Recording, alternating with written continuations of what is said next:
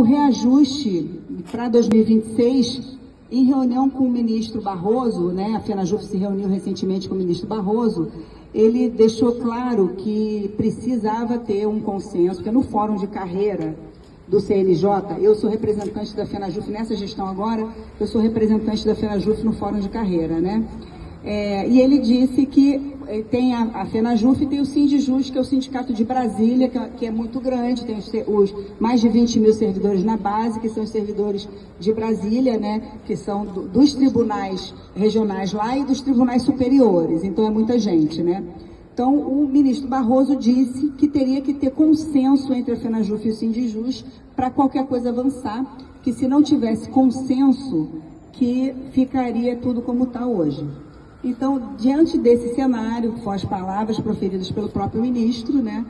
Diante desse cenário, a gente, numa reunião que teve menor do conselheiro Feliciano, que é o conselheiro do CNJ que está à frente do Fórum de Carreira, mais a FenaJuF e o Sindijus, foi apresentada uma proposta de consenso, né? Que acho que todo mundo deve estar sabendo também, que é 5% de reajuste no vencimento base e 160% a gage, 160% a gage, podendo ser maior, podendo chegar a 170%. Então esse foi o acordo. A FenaJuF chamou reunião do CDE, que é o Conselho Deliberativo de Entidades Filiadas, que são representantes de um dos 25 sindicatos filiados à federação. Cada sindicato tem um titular e um suplente nesse Conselho Deliberativo. Então, fizemos a reunião para consultar os sindicatos sobre essa proposta. Nessa reunião foi aprovada essa proposta apresentada pelo conselheiro Feliciano. Então, existe uma parte da categoria que reclama, existe o problema da questão do fosso salarial entre técnicos e analistas, que é um problema que precisa ser enfrentado, que nós estamos lutando por isso, e o reajuste linear atrapalha isso, né? Não diminui e muitas vezes aumenta, né, o fosso entre os cargos, só que não dava. O que a gente ia falar? Não queremos, né, o reajuste para 2026, a gente ficar no zero completamente em 2026, uma situação muito complicada, né? Porque desde o início, desde que começou o fórum, o conselheiro deixou muito claro que a reestruturação da carreira não começaria em 2026, seria para 2027.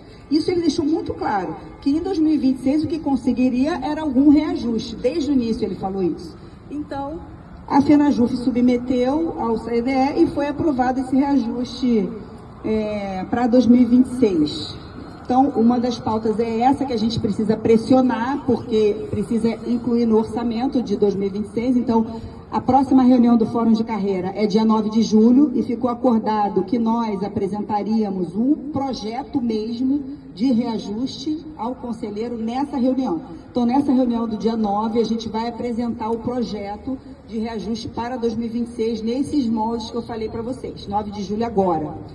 O Fórum de Carreira não é instância deliberativa, só que o STF deixou claro também, desde o início, que as coisas precisam passar por lá antes de ir para o STF. Então é por isso que a gente está nesse esforço no Fórum de Carreira.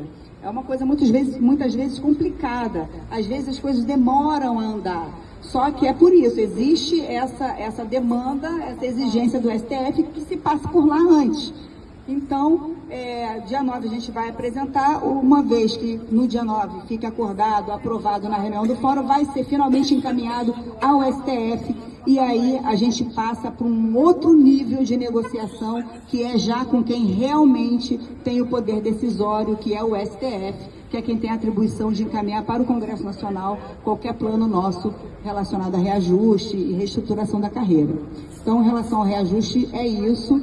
A gente pode, sempre indo para o STF, a gente pode tentar modificar alguma coisa, né? Começa uma nova negociação lá, o STF pode também não aceitar, não querer implementar, então começa uma nova frente de batalha quando for para o STF. Isso só para vocês saberem que é isso aí, nada é fácil, né? É tudo com muita luta. Por isso que a gente precisa estar aqui reunido e mobilizado para conseguir.